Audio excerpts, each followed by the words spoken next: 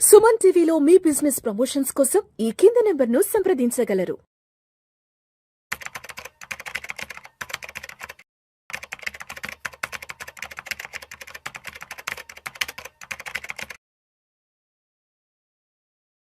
ప్రేక్షకులకి మీ రామచంద్రమూర్తి నమస్కారాలు. ఇవాళ ఈ వీడియోలో మనం 2020 కరోనా టైంలో కనుక మీలో ఎవరైనా ఇన్వెస్ట్ చేసి ఉన్నా లేకపోతే మార్కెట్ చూసి ఉన్నా మీరు అర్థమవుతుంది. ఆ రోజు 2019లో ఆల్ టైమ్ హైకి వెళ్ళింది మార్కెట్.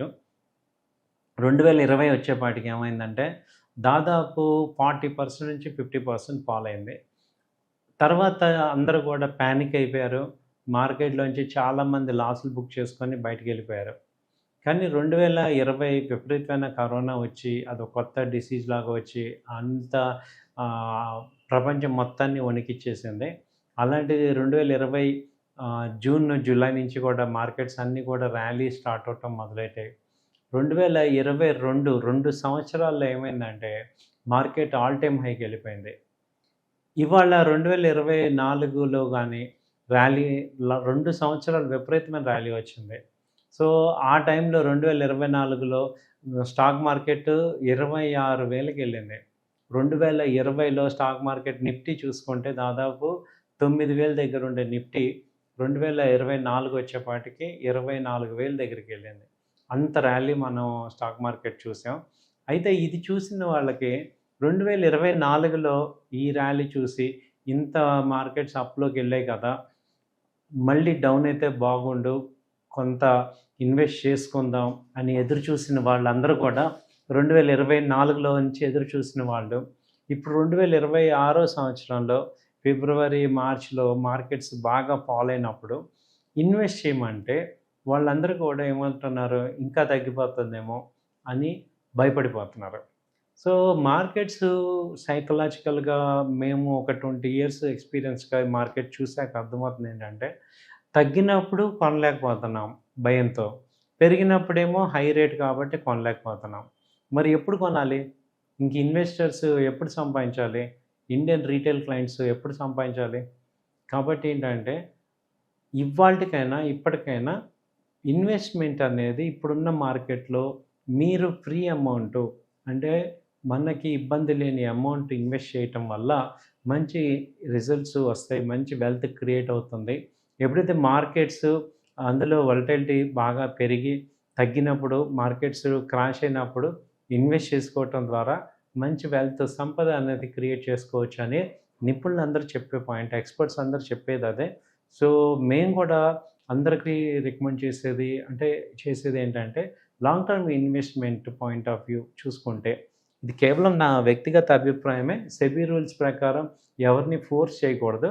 బట్ మేము చెప్పేది ఏంటంటే long term point of view ఒక అన్ప్రొఫెషనల్గా ఉన్న చాలామంది ఎమోషనల్గా ఉండే చాలామంది కోసం మేము లాస్ట్ జరిగింది ఏంటి, ఇప్పుడు జరుగుతుంది ఏంటి, రేపొద్దున జరగబోయేది ఏంటి అనేది ఒక జస్ట్ నా వ్యక్తిగతమైన అనాలిసిస్ మీకు ఇస్తున్నాను. నేను ఎక్కడ కూడా మిమ్మల్ని ఎవరిని కూడా ఫోర్స్ చేయట్లేదు.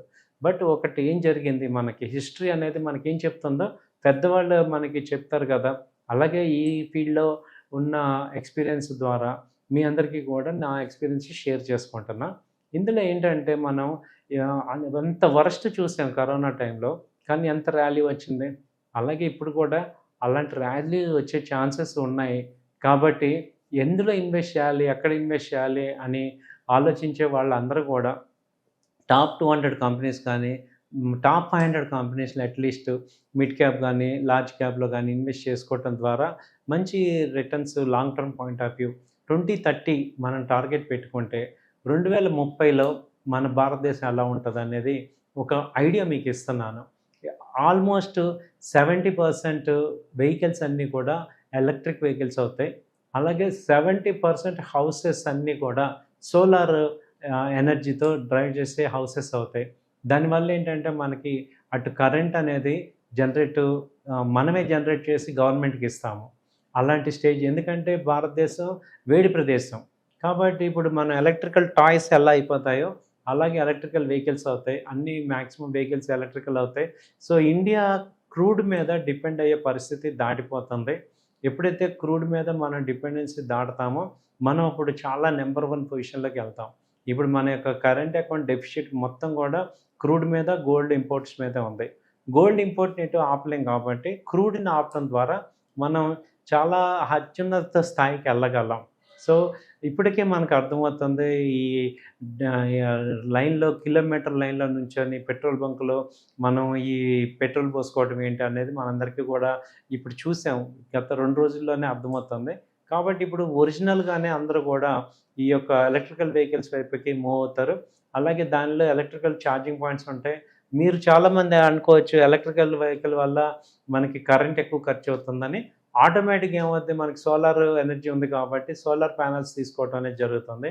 కాబట్టి ఈ రెండిటికి సంబంధించిన కంపెనీస్‌లో ఇన్వెస్ట్ చేయటం అనేది ఒక ఒక అడ్వాంటేజ్. సో, ఈ సోలార్ గానీ, ఎలక్ట్రికల్ వెహికల్స్ గానీ, ఈ రిలేటెడ్ కంపెనీస్‌లో గనక గ్రోత్ అనేది కనపడుతుంది. అలాగే ఎలక్ట్రికల్ వెహికల్స్, ఆటోమొబైల్ కంపెనీస్ అన్నీ కూడా ఛాన్సెస్ ఎక్కువ ఉన్నాయి. సో, ఇలాంటి కంపెనీస్‌ని మనం ఏవైతే నెక్స్ట్ 4, 5 సంవత్సరాల్లో గ్రో అవుతుంటాయి, ఏ కంపెనీస్ అయితే, ఏ సెక్టర్ అయితే గ్రో అవుతుందో, ఏ ఇండస్ట్రీ ఫ్లోరిష్ అవుతుందో అనేది ఒక ఐడియా తెచ్చుకొని వాటిలో ఇన్వెస్ట్ చేసుకోవటం ద్వారా మంచి గ్రోత్ అయితే రావచ్చు. అలాగే నెక్స్ట్ వచ్చేదంతా సెమీ కండక్టర్స్. సెమీ కండక్టర్స్ యుగం ఇప్పుడు నెక్స్ట్ వచ్చింది. చిప్ లేకుండా ఏమీ లేదు. అలాంటి మూవ్‌మెంట్ ఇప్పుడుంది. నెక్స్ట్ చూసుకుంటే రైల్వేస్‌లో ఇప్పుడు మనకి ఈ బుల్లెట్ ట్రైన్స్ వస్తున్నాయి. సో, ఆ రైల్వే స్టాక్స్ అన్నీ కూడా తగ్గున్నాయి. ఆటిల్లో మళ్ళీ 2027, 28లో మంచి ర్యాలీ వచ్చే ఛాన్సెస్ ఉన్నాయి. సో, ఇలాంటి సెక్టర్స్, డిఫెన్స్ సెక్టర్స్ మనం ఎక్స్‌పోర్ట్ చేసే స్థాయికి వెళ్తాం. అలాగే షిప్ బిల్డింగ్ గానీ, తర్వాత టూర్స్ అండ్ ఏవియేషన్ గానీ బాగా వచ్చే ఛాన్సెస్ ఉన్నాయి. Pharma company to standard pharma, automobile, banking, IT ఇవి స్టాండర్డ్. సో, ఇలాంటి సెక్టర్స్‌లో మీరు గనక చూసుకొని మంచి కంపెనీస్‌లో ఇన్వెస్ట్ చేస్తే మాత్రం మంచి వెల్త్ క్రియేట్ చేసుకోవచ్చు. 2030లో బాగా సంపాదించి నన్ను గుర్తుపెట్టుకోవాల్సిందిగా కోరుచున్నాం. ఎందుకంటే మేము 2020 చూసి అక్కడ ఇన్వెస్ట్ చేయమని అందరికి చెప్పి వాళ్ళు గ్రో అవ్వటం 2024, 25లో చూసాం కాబట్టి సో, మీ అందరికీ కూడా మేము చెప్పేదేంటంటే అలాంటి అవకాశం మళ్ళీ ఇలాంటిది ఒక ఛాన్స్ ఉంది. సో, కాబట్టి మీరు ఒక లాంగ్ వెల్త్ క్రియేషన్ అనేది 2030 గనక టార్గెట్ చేస్తే ఒక మంచి వెల్త్ క్రియేట్ చేసుకునే అవకాశం ఉంది. మిస్టేక్స్ అయితే అవుతూ ఉంటాయి. మనం ఒక్కోసారి రాంగ్ కంపెనీ చేస్తుంటాం. రాంగ్ ఇన్వెస్ట్‌మెంట్స్ అవుతుంటాయి. అయన్నీ కూడా లాంగ్ టర్మ్ ఇన్వెస్ట్‌మెంట్ ద్వారా ఏమవుతాయంటే మిస్టేక్స్ అన్నీ కవర్ అయ్యి వెల్త్ క్రియేషన్ అయ్యే ఛాన్సెస్ ఉంటాయండి. ఇది కేవలం నా వ్యక్తిగత అభిప్రాయం. నేను ఎవరిని కూడా ఫోర్స్ చేయట్లేదు. థాంక్ యూ అండి. నమస్తే.